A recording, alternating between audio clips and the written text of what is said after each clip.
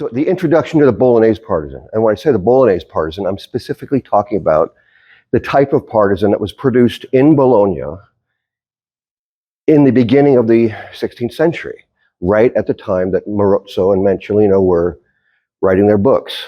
So we know from museum examples, partisans were being produced in Bologna of this type and design and size, this configuration. The maker was Alessandro Cortelli of Bologna. So this design of this triangular, yes, it does look like a cinquedilla, and he did make those as well. It looks like that on a stick, with these backward pointing barbs on the bottom of it, with the addition of etching that would have taken up a quarter to a half of the blade itself, which would have added to the expense. They even have found gold alloy inside the etchings. So these were expensive. They've been called princely weapons. There's an example of one that looks exactly like this in the Royal Armoury in England, believed to be imported from Bologna by Henry VIII. So the thing to bear in mind that when we're talking about Bolognese martial arts and Bolognese partisan, we're talking about using the weapon that they would have used at the time. This is in fact the weapon depicted in Marozzo's book. In the imagery, it is this partisan. It's not a winged partisan. So you may have seen, were partisans produced in other parts of the world at other times? Of course. Did they have other configurations? Of course. The winged partisan, the most popular, the most common type of partisan you can obtain is a partisan that has these hooked parrying wings on them. Now, this is not a Bolognese partisan. Not only is it not pictured, it's not referenced in any way in any of the writings of any of the Bolognese masters. So no reference to any sort of hooks here. So if you have one of these sorts of training items, it's not a bad idea to carve off these hooks and do without them. They're not important. They may even be a hindrance. Now, while I have these in hand, these sorts of partisans for training, we all have them because we all can get them.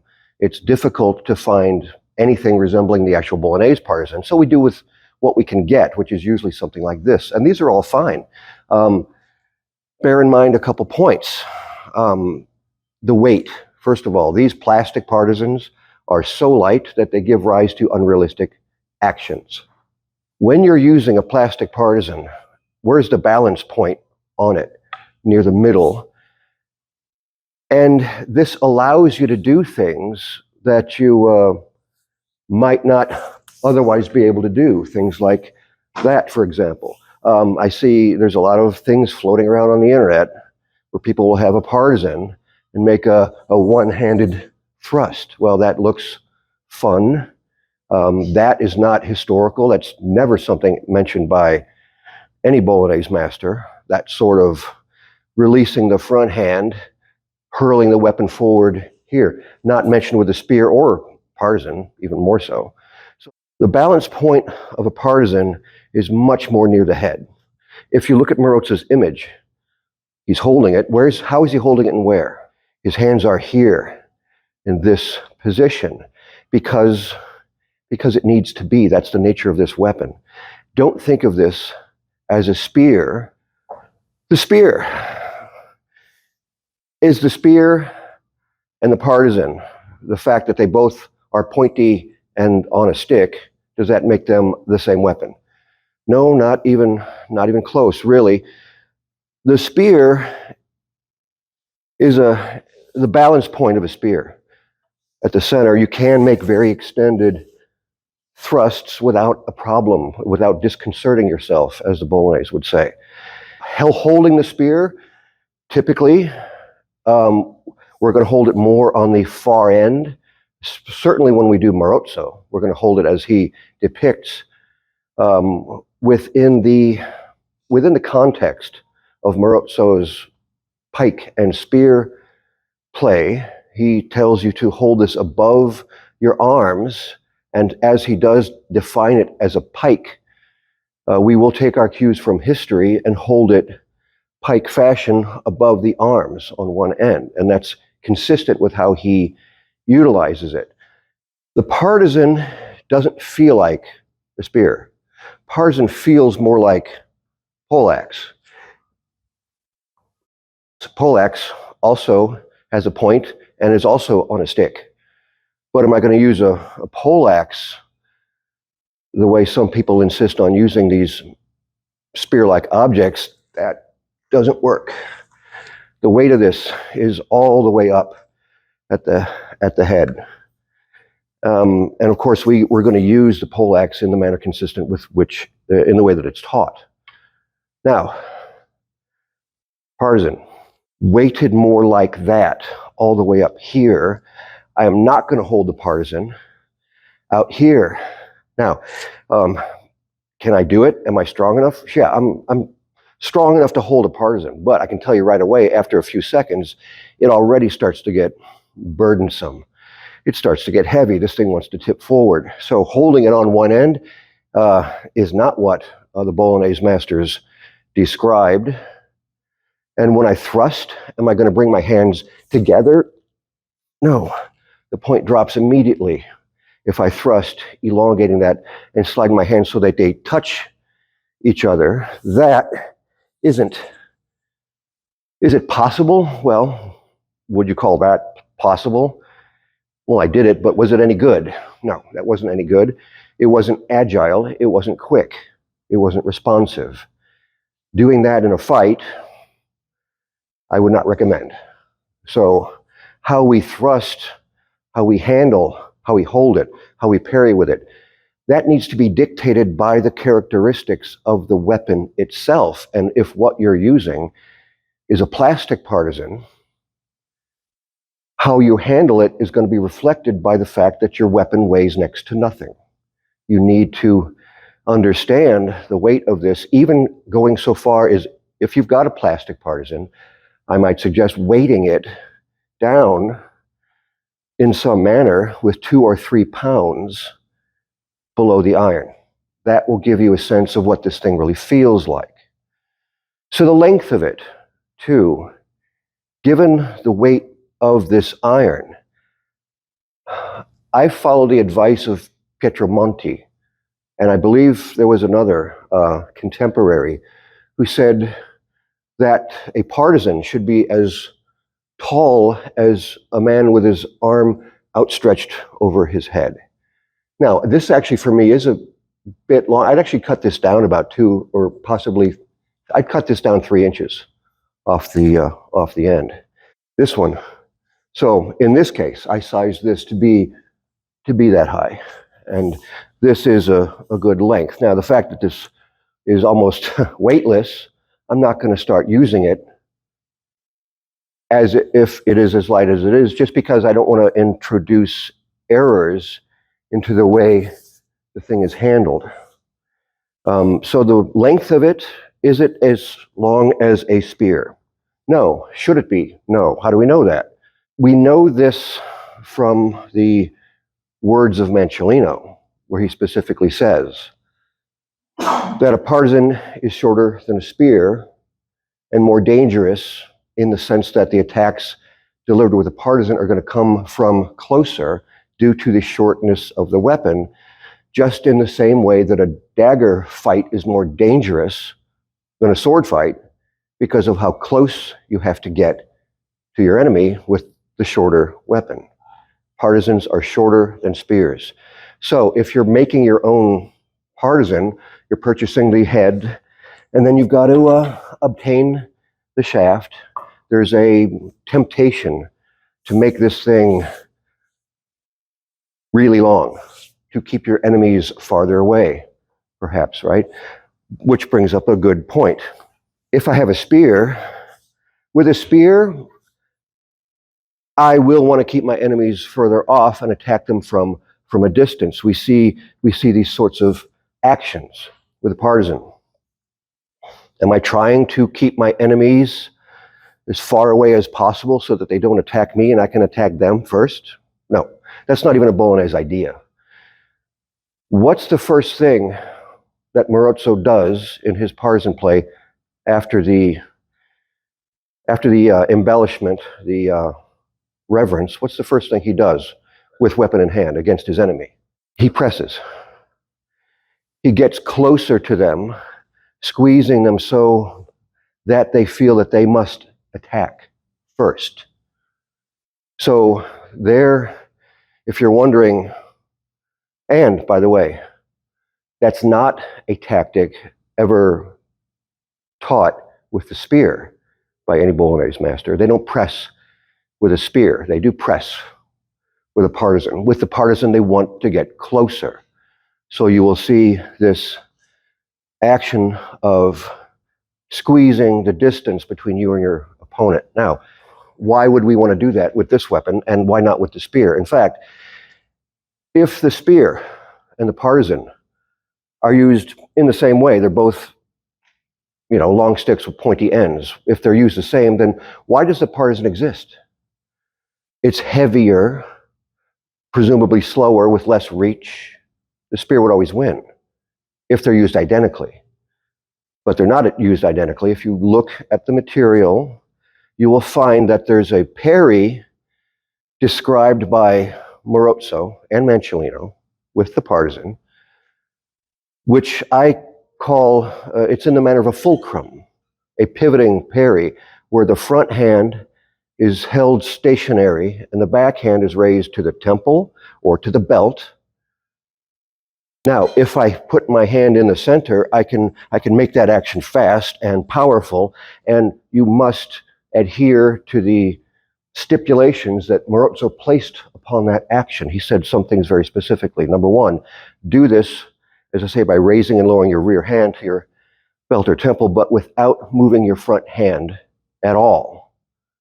So one of the things I see people doing when making a partisan parry, first of all, they hold it further out here. Now, this already has become quite cumbersome, and I can't do that with a good form.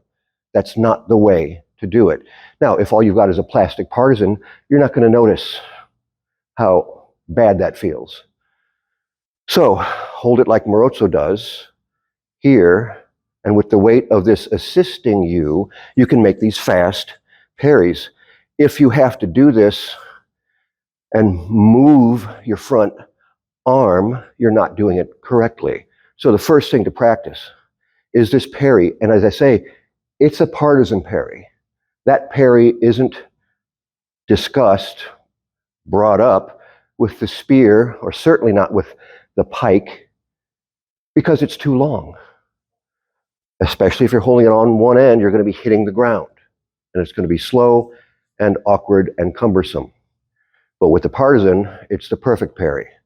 So this is the method of parrying that is described, along with the parry that is also described for the spear, which is with both hands going above the head, arching your back, turning your palms. So that is true that is included in both partisan and spear, but not this. This is not a Bolognese spear parry. It's a Bolognese partisan parry. So finding the balance point of the weapon to make for fast, powerful parries that you don't lose any composure or any tempo. Once I've done the parry, either up or down, in the beginning of Marozzo's play, and I haven't moved my front hand, what happens next is a thrust. Now, I don't want to just do it like this. I don't get much reach. Marozzo says to slide it through your left hand without letting go. So right there, Marozzo just dispelled the idea of letting go with that front hand. So no, don't do it. It's not Bolognese, and it doesn't make sense with this weapon. So as I've already said, so I will slide this hand back. To get reach after I've done my parry, it only takes a second. I just bring my hand back as I start to move forward. I want reach out of that. I don't want to be all the way back here trying to parry. That's ridiculous. So I have my hands placed as they ought to be to make the parry, and then I move my hands where they ought to be to make the thrust. Now, when I make the thrust, Again, this is a heavy weapon. I can show you how my backhand is braced against the body. That's because it takes a lot of effort to hold that out there, especially with any sort of accuracy. Don't allow that. I would not allow my backhand to come in front of my body because already it's hard to control the weapon. And that's just me doing this by myself. What if I was facing someone and they hit my weapon? If they hit my weapon while I'm holding it out like that, I will not be able to maintain any sort of control on it. So the basics of partisan handling in the Bolognese style with the Bolognese Partisan are that you will parry in this manner, not moving your front hand at all, and either foot. When you do want to thrust, you slide it through your front hand without letting go, keeping in mind the weight of the weapon, and your front foot advances when you do so, and then you retreat back into your guard. There are the basics. There are more things than that, as I said. And I see a lot of people attempting the Marozzo's partisan play on the internet. Right away, there's a few things that people get wrong in the opening minute. The first is that parry, where people are moving their front hand to parry, that's wrong. Holding it in a way that sort of forces them to use the front arm to make the parry. And again, with this properly weighted partisan, that's ridiculous. When you're using a lightweight plastic artificial partisan, it doesn't feel like a big deal to move your front hand to parry. That's a trainingism, an artificial residue of using an incorrect weapon that doesn't represent historical accuracy. Marozzo begins his partisan play by closing the distance in order to force the other person to attack first. That is an extremely Bolognese tactic. We don't want to inhibit or prohibit our opponents from attacking us. So the point is offline. I want the attack. They're not going to attack me if I point this at their face. So the point is offline, and I press. This method of pressing is described by all Bolognese masters, with the exception of Vigiani, as driving your front foot forward with your rear foot, or using your rear foot to drive your front foot forward. Either way, they say that. Now, that's been described explicitly by a Bolognese master. I could tell you who that is, but I think if you're a Bolognese practitioner, you should know that on your own, that you bring your rear foot right up behind your front foot, almost touching, and use that rear foot to drive your front foot forward. So the way to approach someone, no matter if it's partisan, sword, dagger, whatever, isn't to advance your front foot and trail your rear foot behind. That's not Bolognese, and that's not what they said. We don't do that. They didn't do that. They go here. This is the way they advance. This is the way they press people. It's the only way described by any Bolognese source. One thing about that, Vigiani, as well as dall'agocchie, said that one of the moments to attack someone is when they pick their front foot up. So the way the Bolognese neutralized that vulnerability is by quickly being able to pick that front foot up and set it down again. This method of driving your rear foot forward, using your rear foot to drive your front foot forward, allows you to keep your front foot mostly on the ground. It only very briefly comes off the floor, lessening that vulnerability. So, if you're planning on practicing Marozzo, approach people in the guard with your point offline by first gathering up your rear foot and driving your front foot forward, not making any sort of attack until you force them to attack you because that's what you want, that's why you did it. When they do attack, do not move your front hand. Bring your back hand. It could be either up to the temple or down to the belt without moving either foot or the front hand.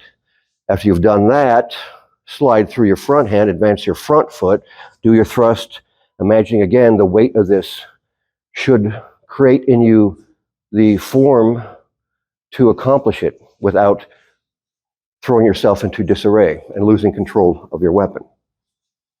Okay. The partisan is a weapon that you will use on both sides of the body. It's not right-handed or left-handed. So there's times when we must change which side it's on. With a plastic partisan, it's a very easy thing to bring this out in front and quickly change. Now, even not discussing the weight of it, it's not a great idea to extend your weapon toward your opponent at a maximum range, holding it with minimal grip. That's quite vulnerable if your opponent has anything to say about it. Now, with this, changing the weapon in that manner is quite cumbersome. Can I do it? Yeah. Was it good? No. That's really my best effort. It's heavy, and as soon as I get it at the maximum reach and I got to let go, it wants to drop like a stone.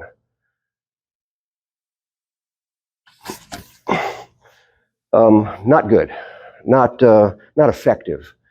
Now, there is a way that Marozzo and Manciolino describe bringing your weapon to the other side of your body, the volta, the turn.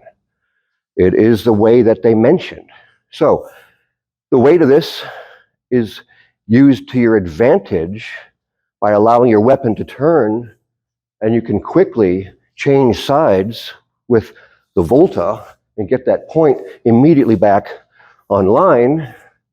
Drop the point at the opponent. Drop the point at the opponent. You expose no vulnerability. You don't put your weapon out there where it can be attacked, grabbed, set aside, whatever, taken out of your hands even. And it's faster and it's more effective. It works with the actual weight of the authentic weapon, which is probably the biggest factor. And it is in accordance with what the Bolognese masters wrote.